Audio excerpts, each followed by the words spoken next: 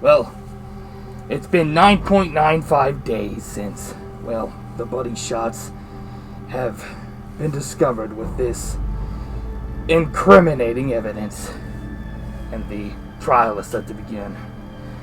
Once again, here's the video.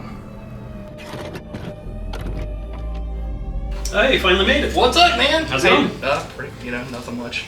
Just, how's your week been? Pretty good. I wanted to tell you, despite what we said on that podcast, I think Ishtar is probably the funniest movie I've ever made. I was about to text you that, but in person I wanted to totally agree, and I think we were way too harsh on Kong versus Godzilla. I think that movie is probably one of the best films we've ever seen. Oh yeah, a better film will never be made. Yeah. I can't say my true feelings in front of the buddies because they don't understand true filmmaking as we do.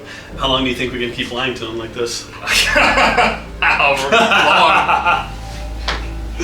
To me, it wasn't about the monster battles in Godzilla vs. Kong. Mm-hmm. It was the human scenes where the movie really shined. Yeah, holy shit, dude. We're still streaming. Oh, shit. No, turn it off! Turn it off! Turn it off!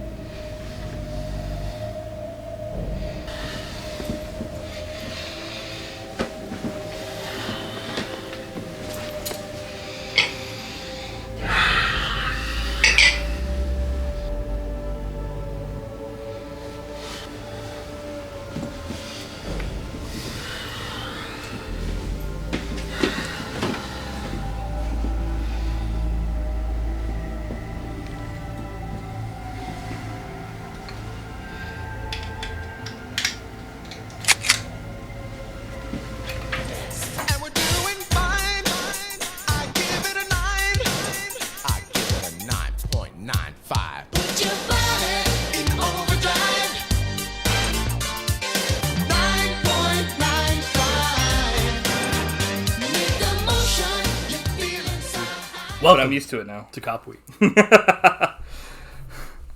We sentence you to 1 hour of pleasure. You have the right to listen. I charge you with entertainment. Book him. So, Cop Week, yeah. Yeah. Episode 102, this was not a happy accident. This was pre-planned and premeditated. First degree fun. Is it a felony or misdemeanor? Stay tuned to find out.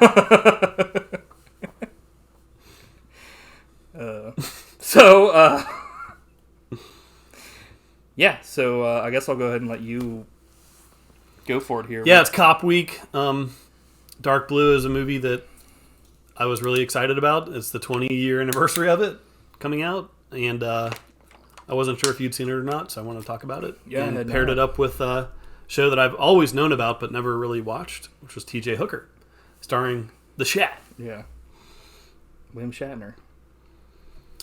So, yeah. James Tiberius Kirk himself. Yeah, so I guess... the Rocket Man himself. Without further ado, T.J. Hooker is in view. So... Have you ever seen T.J. Hooker? No, you were familiar with it. I'm sure I had heard of it at some point, but yeah, I had never watched it. I was going to say witnessed it. So yeah, I had never watched it. It's for me, it's not as popular as like a show like Chips was, but as far as in my I'd heard of Chips and I never really seen it, but it was more like because Eric Estrada's that's his big claim to fame. But T.J. Hooker is definitely, it's more serious. Yeah. I remember seeing clips from it or having on it at some point when I was a little kid, and I remember thinking I could not be less interested in seeing a show with this old dude with a perm running around shooting people. But things have changed because I was super into it now. Yeah, I think that definitely at the time it was probably pretty hot, especially for having William Shatner in a lead role, and for everybody that watched it at the time was probably their demographic was our parents' age and stuff. So I guess what is T.J. Hooker? That's a question that people ask themselves all the time. And I have the answer. This is a show that came out in 1982. It's about William Shatner as like a veteran in the police force that like has come back to like teach a younger group. He's kind of like the police academy like instructor. And in this first episode, they kind of set in place that like his partner was killed under weird circumstances or something, and like they're like, is he clear to the charges or whatever the hell happened? So that's kind of where we like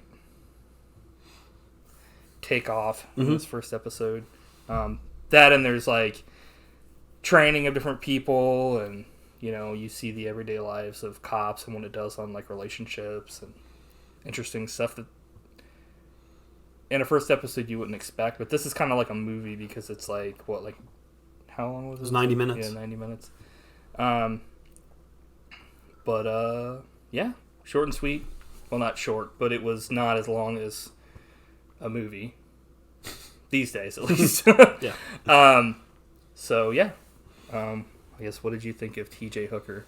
I was really into it. Yeah. I didn't really know what to expect, and it was more of like an ensemble show than I thought. Right. It's not solely focused on T.J. Hooker, which was cool. It's not like Shatner show. And it was T.J. Hooker's an interesting character because he believes that like cops can they're above the law. They can do whatever they, kind of has like a tie into dark blue. Exactly, which is a pretty common thing in cop shows. Yeah. But I'm curious to see if like his character evolves over time. Yeah. Or not. It's definitely... The show was on for quite a while. Yeah, it's definitely different than like Adam 12's approach, which came out years before this, where like in that show they show the cops as like being held accountable for everything they do. Like someone gets shot by a cop and he gets put on like administrative leave and has to go through like months of like psychiatric evaluation, which is something that you probably wouldn't see these days. But this is also like the infancy of like the modern police force. Yep. What were your overall thoughts? I thought it was pretty good. Yeah.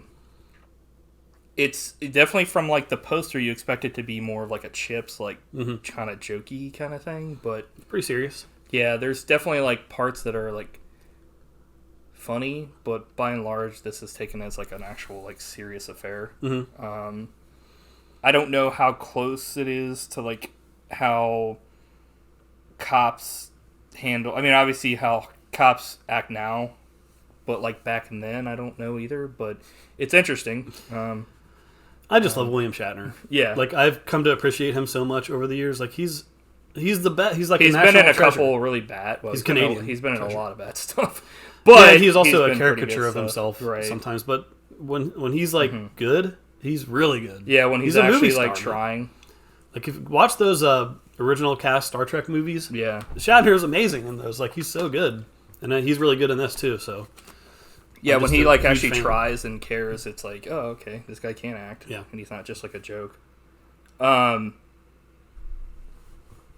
So he says T.J. Hooker's the name, but you don't have to lose any sleep over what it stands for. As far as you're concerned, my first name is Sergeant. But what it really stands for is Tiberius James. I wanted to ask you what you thought about his favorite thing to say, which he says over and over again, is "get the lead out." What's that mean to you? Get the lead out! So that was like something people would say like a long time ago, like "go faster, get the lead out." But I guess the real question is, lead will like come out of your body. Well, what weighs more, the lead in your ass or the shit in your brains? The greatest quote in movie history. Still trying to figure it out. Like they weigh the same amount. Yeah. It also depends on how much of each. If you have like 50 pounds of shit and 1 pound of lead, it's still going to be, the shit will be more because it's pounds. And you have, like, both are a problem. Yeah. So it doesn't really matter what weighs more. Oh, you have shit in your head and you have lead in your ass. You're fucked. But as far as that goes, like, yeah, there's a lot of, like, older sayings. Obviously, it's for the time. I mean, so, here's another great line. People are scared. Homicide, assault, forcible rape, as opposed to rape that isn't forced. I was like, what? Yeah, this is all in the first little bit. I love to weed out airheads and marshmallows that believe criminals deserve human rights. Guilty until proven innocent. Yeah, like you said, this guy is like one step away from being Kurt Russell in Dark Blue. Yeah, basically fascist. He's not like, he doesn't show racist tendencies, but he's definitely like, anybody that's a criminal deserves like to die. Yeah, and it was a pretty cool first episode because at first I thought his recruits would like be like, this guy, like they would shy away from that, but by the end like they embrace it. They're like, all right, we got to do what we got to do, and then like bad stuff happens. Some horrible stuff happens to people like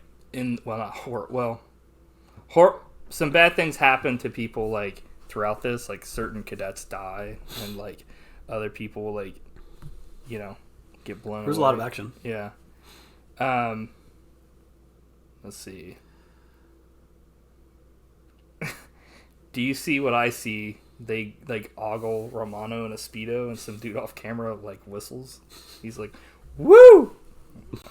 This is in the do you see what I see? They're all like a child. Better to bleed here than on the streets. Dude loading gun and all denim get up. His friend Travis shows up. Is this the Matt and Trav, the rise of Mike's family? So we have the two bad guys in this, and it's like a dude in like all denim or whatever. Oh, like you've decided to wear here today? Yeah. Canadian tuxedo. Where were you in '82? No. You're like eating. Like I wanted to go to that fried chicken place. Like they got this delicious fried chicken, and they're like, screw this, let's throw it away. It's a little suspect because it's made at a burger joint. And I was like, what? Take a half step. Like, don't waste that fried chicken. Yeah. That was their biggest crime. Yeah. I thought the story was like, pretty standard stuff, not super exciting. It was more interesting to see how the characters. I think the weakest part of this were like the bad guys. They kept, it's like robbing and like they're basically like desperate. Yeah, dudes they would at the end of their ropes, kill people and like go on these weird like robbing sprees, but like it was like these guys by the end were like they got reamed. They didn't even show like the one dude die at the end. He just like flips his car in one of the slowest car flips I've ever seen. He flips and then he's just like they zoom over. They don't even zoom in on him. They like show the car and he's just like his actor is like asleep in the side. To me, that looked like one of those stunts where like we got one shot at this and then they screwed it up and it's like, well, it is what it is. We got to leave it in. AK most stunts that are like for TV. Yeah. It's also like pretty safe. Like as far as like I'm sure they didn't want to like. Yeah. They flip it like 80 times.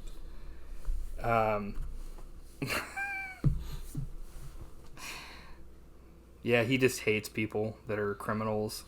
I thought it was kind of interesting because he's like divorced and he has like a son and a daughter.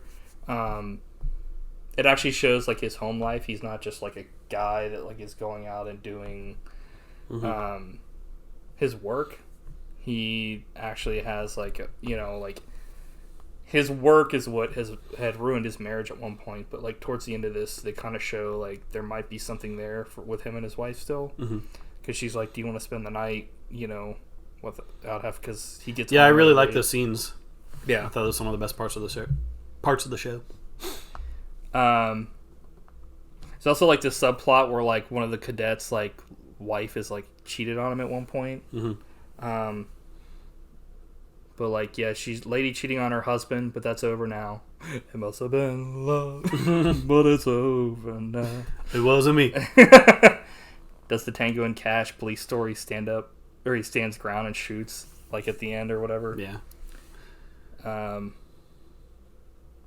then Romano flips out, but he has Hooker as his partner. That was like less TJ Hooker and more William Shatner at the end because he was like, Romano, you got me. And I was just like, okay. It's supposed to have been the last shot of the day. You went full Shatner. Yeah.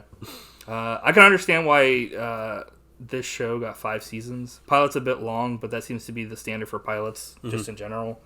But If it fails, you can release it overseas as a movie. Right, yeah. Or, yeah, if it fails, yeah, like you said, overseas. This was actually something that I felt was, like, could have been, like, you know, like, if they had tightened this up, this could have been a pretty good movie. It was just, they needed a better villain if they wanted to make this a movie. But the rest of the stuff was in place, and understandable why it got so many seasons. Yeah. Like, this laid the groundwork for, I guess, all the other stuff that came after this. Could you see yourself watching more T.J. Hooker? Yeah, I could see myself watching more of this show, like, at some point. The problem is, like, there's so many shows out there that it's kind of, like, really what hard. makes the cut? Well, it's like there's only so much time. You don't have time to watch 5 seasons of T.J. freaking Hooker. Well, there's just so much stuff. It's like, it's funny because I wind up going back and watching stuff that I've, like, watched before. Like, I'll probably start going back and watch Voyager and Deep Space Nine again. Dude. Because we've been talking about it over text as you're going through the series. And I've watched a couple episodes of Next Generation, and which I like, but it just kind of... Some of the episodes for Next Generation, I'm like, man, I just wish this was like Voyager or Deep Space Nine, honestly. But I like the characters. But having said that... yeah, I mean, it's a great show. I definitely recommend it to people if you're looking for, like, a cop drama, because it doesn't have, like, all the forensic stuff that, like, unless you're into that stuff, but there's so much forensic, like, true crime and, like, shows these days that, like, it's kind of nice to watch, like, a show like this or Adam 12 where it's, like, literally just cops doing cop stuff. I'm not familiar with Adam 12. I hadn't heard of that before. Yeah, it's pretty old. It was, like, in the 60s, but... Cool. Well, I'm glad we watched it. Yeah, I am too. Should we move on to Dark Blue? It's a dark blue. It's like what? So I'd never heard of this film until you. Yeah, I wasn't sure if you'd seen it or not. I couldn't remember if maybe we watched it together back in the day or not. But it's always great putting like black text on a black background for the special features. Interactive menus. Talk about dark blue. It does have a commentary, which I remember being really boring. Boring, yeah. It said it was with the director, and that's usually a snore fest. Especially if they don't have someone else there. It's like it'd be like if we were doing the podcast. It just and depends. It was literally just one of us here. Yeah. Like, what the fuck am I gonna say? What the fuck am I gonna say? So, do you want to talk about, like, I guess, how you found out about this movie? So, or... you know, How'd you find out about this movie? I would, like, check his IMDb every day to see if a new movie was coming out, because he's my favorite actor at that point. And this movie is coming out in he's like early 2003, and it was, like, getting buzzed for, like, oh, Kurt Russell, this is one of his finest performances. Like, could he actually get nominated for an Oscar? And I was like, oh, man, it's Kurt's time now. And, like, I was in college, and I was so excited to see this movie. Like, I dragged all my friends along with me who didn't care at all to see this movie, but they just came out of pity. Yeah. And we saw it opening night in theaters, and it was fairly empty. Nice. Was this when you were, like, at Purdue or whatever? Yeah. Nice. It was fairly empty. I remember... That's always a good sign. I remember thinking at the time, like, it was a pretty decent movie, but Kurt Russell's so good in it. Yeah. I loved seeing him, like, showing off his acting chops. I've definitely got some, like, qualms with this movie, but it doesn't come from the performances. Yeah, me too. So we'll get into that. It does with some of them, but well, yeah, I think now that I think about it, but it's not. It's only I guess we'll talk about it, but it's like a showcase for Kurt Russell. Yeah. So this movie came out in 2002, 2003. American crime thriller directed by Ron Shelton. Never heard of that guy before, but apparently he does. If you have the special edition DVD, there's a commentary by Ron Shelton, and there's a bunch of special features, like 3 featurettes, and a photo gallery. And you get the original theatrical trailer.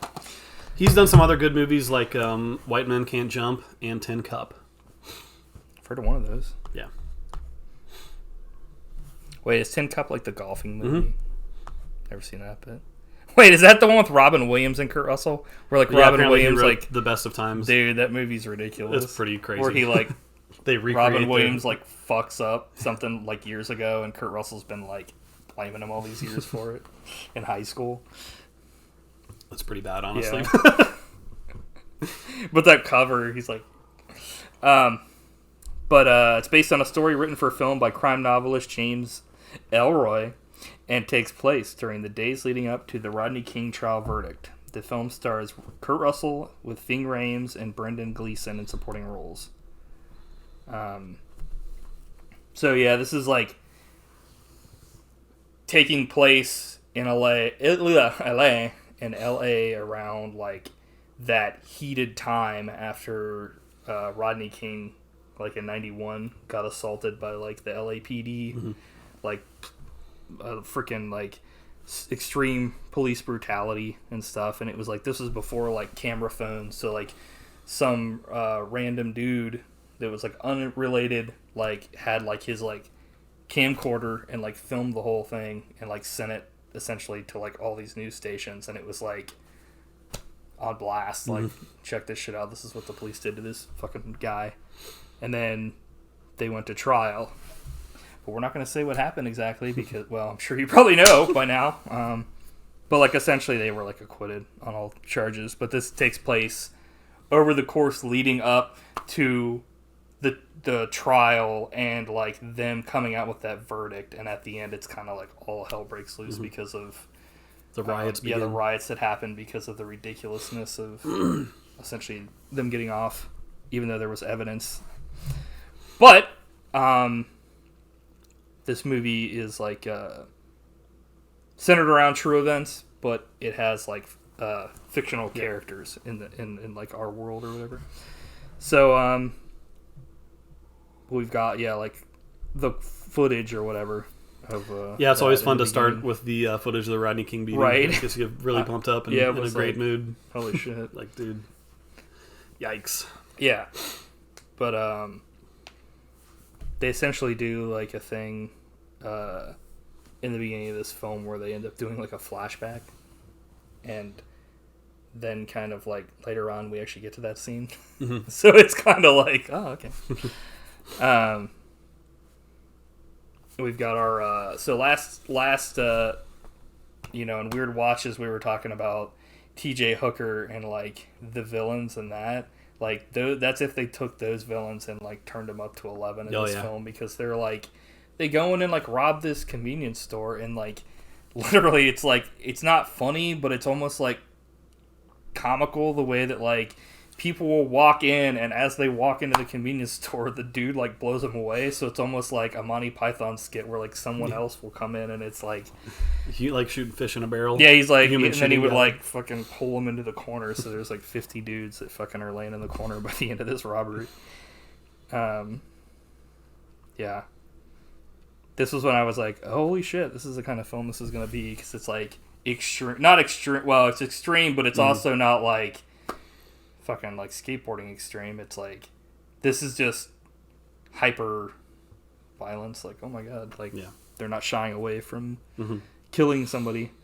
Then we get our first glimpses of like Kurt Russell and Ving Rhames. Kind of, they're at odds, and you find out pretty soon why that is. Yeah, it's like Kurt Russell and a couple other characters that are in the Good Old Boys are like, they're like TJ Hooker, but like TJ Hooker as a racist and complete like, I don't mind killing someone and we'll just write it under the... Like all those scenes where they're like, basically celebrating the fact that they can get away with these murders are like so chilling, because Kurt Russell, like, he's not playing evil. Right. He's being like his charming self. Yeah. About like these evil things that he gets away with, and it's like, dude, this is horrifying. Also because this really happens, right? Because it's not like, there's no such thing as like somebody that's like, unless they're playing like a ridiculous character where they're like, I don't know. I'm trying to think of like a ridiculous character that's just playing evil. Yeah. Like Dr. Evil. That's like a joke version of somebody that's just doing evil to do evil, and they know it's evil. Whereas like, it's like, he's like the governor from like The Walking Dead, where he's like, you think this guy's like, he, like you said, he's charismatic and stuff, but then it's like, he's like joking around and laughing about the fact that they got away with a murder. It's like, oh, it's just, we know that we'll get away, come on, and stuff, no big deal. And the only person that seems to like really take it seriously is Ving Rhames, because he's like, That's another reason why I like this movie is Ving Rhames' second build. Yeah. He's basically like the hero of the story. And he's always awesome, but he's usually like a very side character in movies, so he has a pretty big role in this. That was one of my like complaints about this, is he's not in this enough for my liking for him to be billed as this like hero. Mm-hmm. Like I feel like they definitely treat this like he's up and coming and he's taking over the force and everything, which towards the end he sort of is like, you know, the whole house of cards starts to come undone and then he's like taking over, but it would have been nice to see more of him in the film. Yeah, he's so good. For like it to be more effective in my book, because by the end when all that shit goes down, it's like it's like essentially he's like in that Commissioner Gordon role with Batman, but like if Commissioner Gordon was like, I don't know, like one of the main characters. I guess he is the main character in those. You know what I'm saying though? Like it would have just been nice to see more of that character. I thought Pennyworth was the main character. Should have wasted that worthless motherfucker's ass. I'm like, Jesus! Like, one of the lines that they say, obviously I'm not going to say anything racist, but, like, they say some stuff in this, it's like... And that's just speaking on, like, Kurt Russell says that, like, about the whole Rodney King situation. Like, good Lord. Like, yeah. That, like you said, it's so... haunting to see something like this, because you know that like this was definitely going on, it still goes on, so it's like so we've got Brendan Gleeson in this. He's played many roles in films. I know a lot of people growing up know him, at least probably that are watching this that are younger than us, know him from like Harry Potter. He plays Mad Eye Moody, but he's been in a bunch of other things as well. That dude works. Yeah, and he's got his accent going full tilt here. So they make Kurt Russell lieutenant, and he's like, it's about fucking time. And it's just like, this is like right after they were pretty much being like his like nephew or whatever, like, or I guess it's what's it called?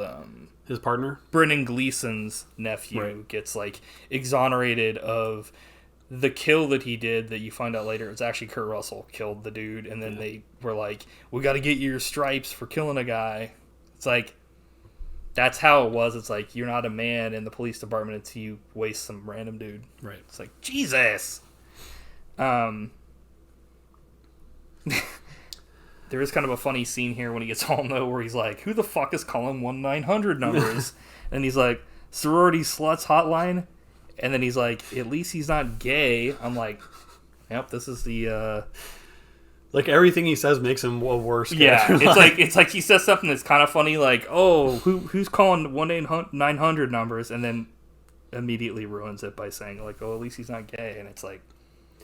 And in a lot of these movies, like, he's trying to protect his partner, but it's funny that, like... He just talks crap about him, like he doesn't care about him at all. He's like, he's a coward. He tells his wife, like, he's a coward and he screwed up and dropped his gun. Oh, this guy's a piece of shit. He's like, come on. And they keep making fun of him throughout the movie. And at one point, he's like, stop making fun of me, guys. He's like, I'm making a move. So what'd you think of Scott Speedman as Bobby? I think he's about the same as like... He's the weak link. Yeah, he's about the same as what's his face from Vertical Limit. Yeah. Well, I was gonna say, I think this movie would have been a lot better if like you'd have a stronger actor in that role to like, because he's fairly. It was either that or like just the way that he was told to act was not great. It was like he's too, like, even when he finally like gets his courage up to like stand up and for what's right, it's like he's still like. He's like Lester the Unlikely, EVGN style. He's like, whoa. It's like, dude, I was thinking he kind of looks like Edward Norton, and if he would have been in that role, like this movie, he would have asked for more money and he would have been fired. Like the Hulk style. I just think he was kind of a weak link in this one. Yeah, I do too. Yeah. But what are you gonna do? What are you gonna do? Yeah. So like, him and his girlfriend are like having sex under the covers, and they're like, time for round 2, and like you get a peek under the covers and they're both wearing underwear. So I was like, gotcha, you weren't actually having sex. So did you notice? I wanted to ask you, did you notice at one point, I think the like the two scumbag dudes, like the villains, they were drinking scissor. Have you ever drank scissor? I've never even heard of that. It's like where you scissor? It's where you drink a bunch of cough medicine and like mix it with pop, and it gets you wasted. No, I've never heard that before. I remember some scissor. Some dudes in the dorms used to like, hey, come drink some scissor with us, and I was like, I'm good. The only thing I don't know why that just makes me think of somebody that just spits into a cup. Sounds so weird. Scissor. Yeah. Maybe we'll have to do a tasting. The Buddy Boys are here with us in spirit. So this is when you find out that Brendan Gleeson is crooked as hell. He calls up these two dudes and he's just like, did you get the safe or whatever? And then he finds out that they killed a bunch of fucking random people, and he's freaking out. And he's like, well, I was going to give you some of this, but you fucking killed all these people. You're lucky I don't turn your asses in. Which he knows is bullshit, because if he turns them in, they'll just say, he fucking, sent us on all these, safe missions. Or not. Yeah. Safe missions. Since you brought it up, the love scene, did you notice the goof? Where you see their underwear? I was looking at IMDb goofs, and it was like, during the sex scene between the young detective and Beth, their underwear is showing under the covers. It's got them. I didn't actually look on IMDb for any of the goofs, because there's one other good goof. I never look at that because they're stupid. They're a waste well, no, because I used to bring them up, and then you were like, "These are stupid. This is so stupid," so I stopped doing it. This one is unforgivable. During one of the riot scenes, a rioter can be seen pushing a shopping cart with a Super Soaker brand water guns in it. This particular model of Super Soaker did not exist in 1992. So I got them. Damn. Someone actually thought to write that on. That's actually pretty funny. But it's not something I think I would have ever brought up in a comment or in a thing here, because unless I was a super fan of Super Soakers, you know what I mean? Super Soaker fan. Yeah, SSF. That's hilarious. It's just funny that people have the time to do that, or decide they want to spend their time doing that. But can't deny it. So we talked about Ving Rhames earlier, but yeah, he's trying to uncover some seedy shit in this film. He's essentially what Gordon does in the first year of his tenure on the force in Gotham City, where he the whole of the city, they're crooked as hell, and he's just waiting and biding his time to be able to take over and be weed all these disgusting motherfuckers out, because they're all on the take. They're doing all this horrible shit. So it's that's what Ving Rhames is doing here. He wants to stand up for what's right, but not only is he one honest man in a den of hell, he's a black man. Mm-hmm. So it's he has to wait for the exact time to do it. Yep. Even at the end of the film, there's some hesitation, because he's he knows that this is his time, but he's okay, am I gonna get fucking reamed for this? Mm-hmm. But they shake a gang guy down, and he's lets him know that Henry Kim is into strip clubs and does this other stuff, but the way that they do it is Kurt Russell sprays him with fucking pepper spray, for mace. No reason. It's horrifying. It's and he laughs as he does it. Yeah, it's essentially Kurt Russell's just playing himself. Essentially, he's wait, what? Well, he's playing. He's playing his jokey self throughout this whole film while he's doing horrible. Right. Yeah. He's essentially joking around and just having a fun time, and it's because he knows he can get away with whatever he wants. Because he's an actor in this film. But that scene always disturbed me too, except for the ending. I thought was cool, where they offer to go get cheeseburgers with the dude as an apology. Yeah, it's so Kurt Russell. It's you see glimmers throughout this film of his character. What's his character's name? Ellroy. Or Eldon Perry. Yeah, there's glimmers that they're that he's actually kind of a good. There's a good person underneath that. He thinks some of this isn't right.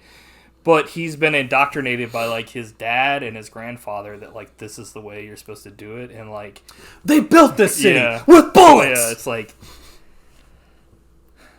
Which, in fact, I have that whole fucking thing written down here. I remember that was in the trailer, and I was like, dude, yeah, this is going to be the greatest movie I've ever seen. And that's like the only part that something like that happens. But before we get to that, they open a fridge and a dude is chopped up.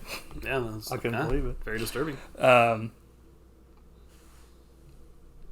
So they know Kurt Russell does like his due diligence, and he knows exactly who it is. He's like, it's Orchard and this other guy. Mm-hmm. But those guys are working for, what's the guy's actual character Jack name? Van Meter. Jack Van Meter. Which is his boss, and they're like all friends and stuff, but he's like, let the shit go, and you do what I tell you to do and all this shit, and he's like fucking like deflated because he got chewed out in front of his like partner, which is like he treats like a little bitch, so he's like, and that's when you're kind of like, okay, something's up here, and he starts to think like this isn't right because he's pinned stuff on people before, but like when he had the actual suspect, he's probably been like, this is who we pinned it on, but now he's like, wait a minute.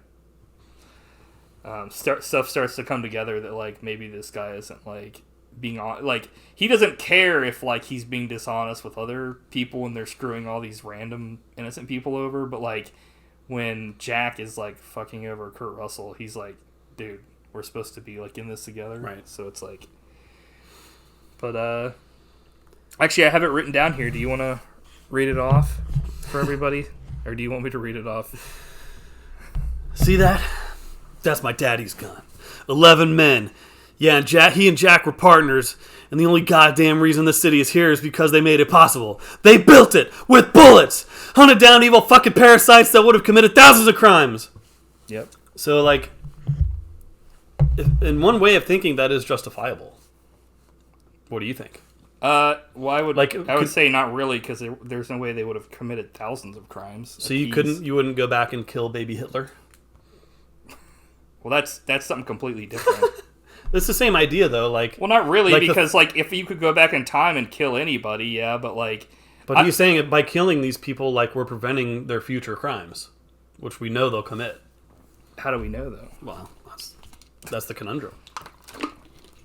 I just think it makes for interesting drama because, like, well, he's mainly justifying his whole reason. Yeah, I'm not saying it's killing right. People. I'm just saying not because he thinks that like stopping these people is like the right way to go about it. I think he's killing people mainly because he was taught that way by like his dad and by his grandparent, and like that's what they thought, and whether or not he would have thought that, it doesn't matter now because that's what he's been ingrained into him, you know what I mean? Like you said, like it's like I think that like going to the extent of saying like it would have stopped thousands of crimes, like each person they killed stopped thousands of crimes, is a little much. I think it was thousands in total over the years. Not that each person would commit 1,000 crimes. Well, I don't know. He didn't say that. But each person commits 1,000 crimes. Every crime they commits thousands of crimes. Those who commit crimes get up in crime. I was like thinking, like, are they killing the Joker and Lex Luthor over here? Like, they're committing thousands of crimes. Each person is a supervillain. Yeah, maybe I took that out of context. I did think there's a couple more like bone-chilling scenes where he. What? Just bone-chilling. He goes to like the DA, who's like this young woman. Oh yeah, he like totally a warrant from her, right? And then he goes to the judge, who's like just signs it because they're buddies. Yeah, and he's like drinking. He doesn't have time. Like that stuff is like some of the best scenes in this movie where I'm like, this is dark. You're like, I love it. But he like blackmails this lady because she was like in a group sex tape back in the day, and I was like, group sex, word. I'm like, this movie is depraved. Then Ving Rhames is having sex with another officer, and they keep like this happened years ago, but they keep like every once in a while Kurt Russell's just like, let's put these photos in his fucking mailbox to fuck with him, pretty much to keep his marriage like fucked. And it's like, Jesus, it's like this is the kind of stuff, and it's like he's fine with doing that to like doing that shit. And it's like ridiculous because later on, Kurt Russell's wife is leaving him, and like, you know, that scene I think is really good because he doesn't understand and he didn't know, but like, you know, Eldon Perry's wife describing both Kurt Russell in this film and me watching Vertical Limit, among other films in this very podcast, and I quote, "I've watched you descend into hell. I have been waiting for you to come back."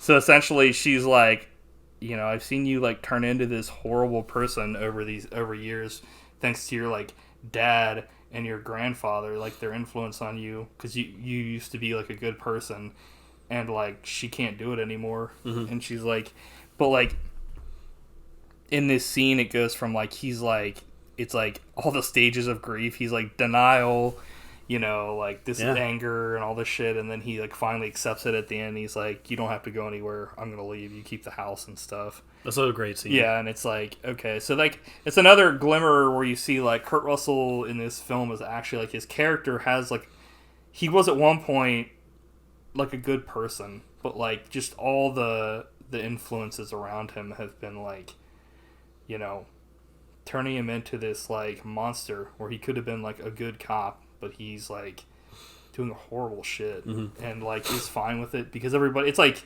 you know, when it's like when everybody's saying all kinds of horrible stuff and doing all kinds of horrible stuff, it's like mob mentality. Yep. So I put, he's really torn up and shows us why he's the best actor.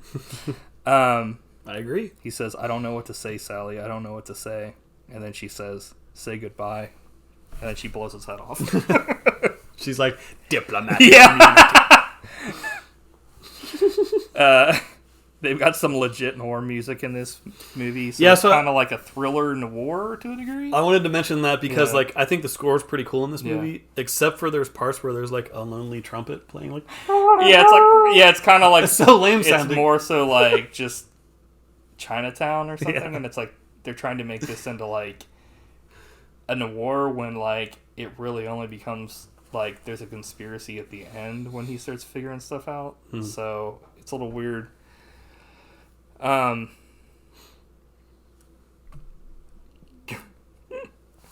So they've got like they're gonna send him over to get killed. He gets set up by Jack Van Meter to get blown away by Orchard and Sidwell. Like, that does not sit well with me, sir. I'm like, shit. So he's gonna, they send him out to go kill a witness.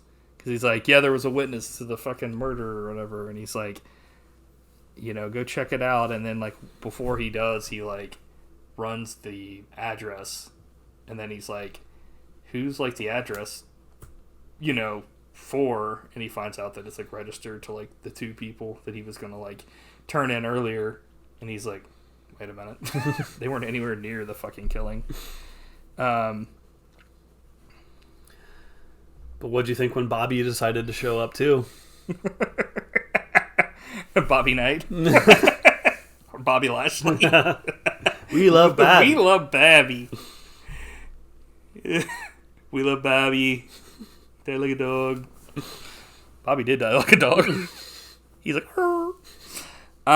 So he shows up with his girlfriend, what's her name? Beth Williamson, played by Michael Michelle. Yeah, that was another character that probably could have used some work, in my opinion. I thought she was fine. She was about as effective, in my opinion, as Bobby. She really? was just kind of like, like. All right. I felt like she could have used a little bit more work. Like, I liked what they were going for because she was working with, like, Ving Rhames, and, like, she was on the up and up. But, like, I feel like their side didn't get enough, like, work. You know what I mean? Like, as far as, like, the characters and stuff, sadly. I was surprised when Bobby got his ass handed to him, though. It kind of just, like, happened out of nowhere. Yeah. It was, like... I think that's probably another complaint I kind of have with this is, like, kind of... Some of the stuff in this film is a little, like, anticlimactic. Yeah. I can see that. Like, Bobby gets killed. Not like I'm like, he finally got his comeuppance. I thought it was interesting. Like, I actually forgot that he died. It was like, it's surprising. Yeah, it's pretty interesting. when you forget that someone dies. Oh, you mean like from last time you saw the movie? Yeah. I thought you meant like you watched the movie and you were like, I forgot that he died until just now. Some movies we've watched, I have forgotten stuff like that. Because in some ways he's like the main character, kind of. And yeah, he's just not strong enough to carry this film. Yes, correct. I agree. So, the verdict for the Rodney King beating is read, not guilty.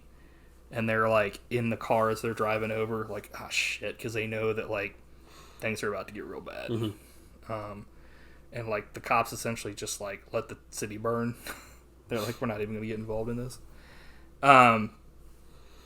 All the scenes were, like, the riots taking place. Yeah. I was like, whoa! Yeah. Like, how did they do this? Like, it's pretty intense. How did they get these people out on the street? Yeah. Should have just used, like, they're like, CG. I'm like, what? Yeah, it's pretty ridiculous. I did notice that there was one rioter who had like a big bag of groceries, and they had like a supersized thing of cheese puffs. And I was like, man, I want some cheese puffs right now. There was a ridiculous part where like some dude was pushing another dude in a cart, and the guy was like holding like a TV. Yeah. Was it like Ryan Dunn and Bam Margera? I didn't notice that. Yeah, it was like I feel like they were just like, just pick something and just run here. You know what I mean? Because it's not like at that point they're going to give people like instructions like, here's your character. It's like they probably got all these extras together and were like, okay, your only goal is to like just, you know, go fucking crazy. Nuts. Yeah. And like welcome to Jackass. Dude, like, pushing around in a cart. And I was like, huh? How's that rioting? Like, that's hilarious. Some dudes were going down a slip and slide. They're like, whee! Like dudes in a bouncy castle. Yeah. But like,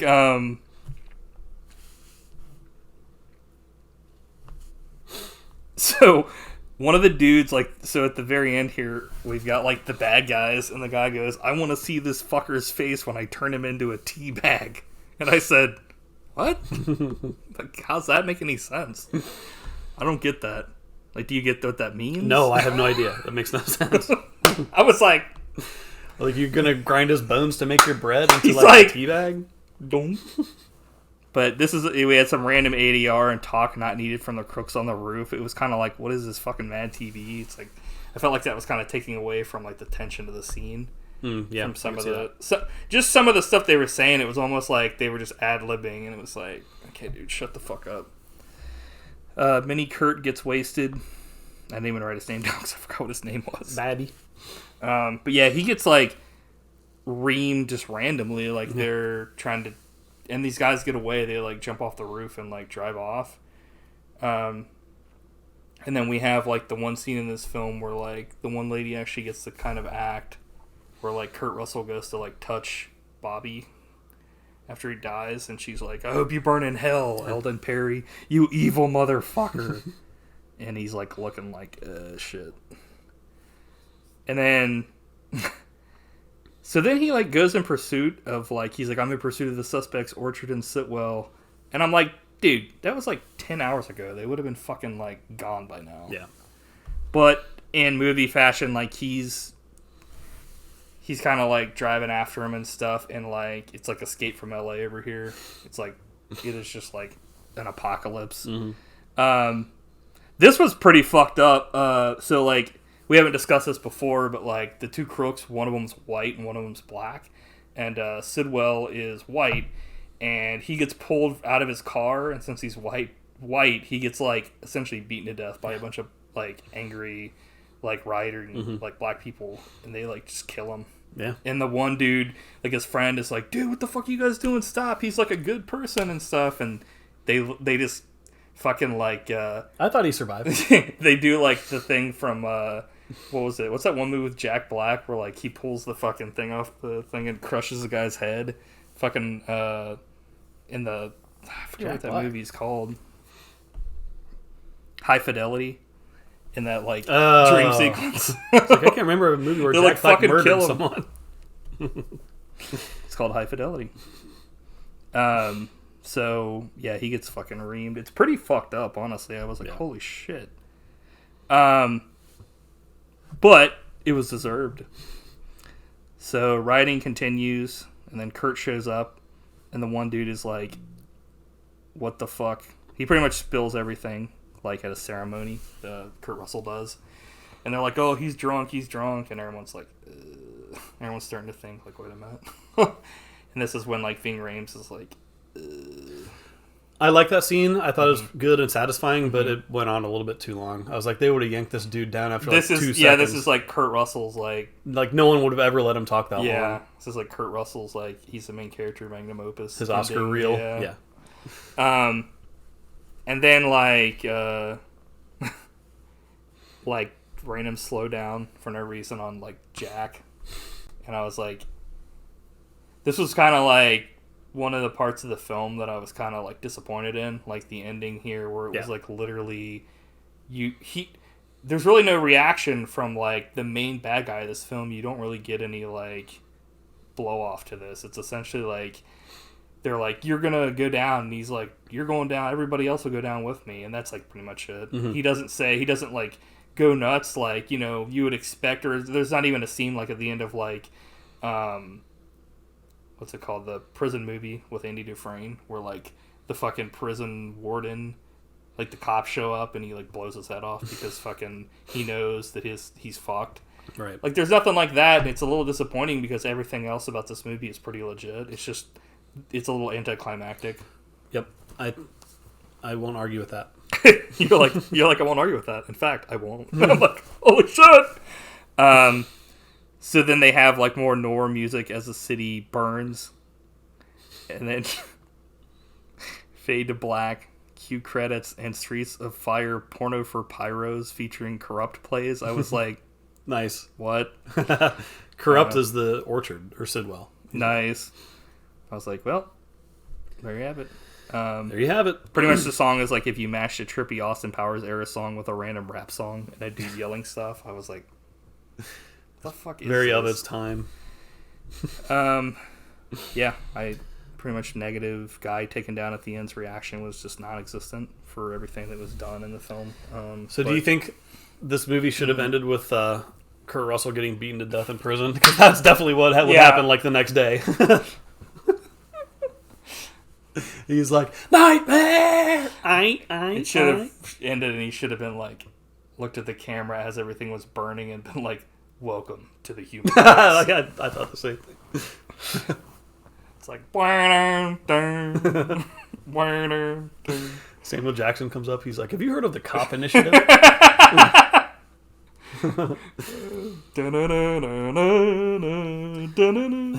The last note I have is Roger Ebert. It just says that. Yeah. Roger Ebert. That's what it says. He gave this movie 3 stars. He liked it. Out of 5? Out of 4. Oh.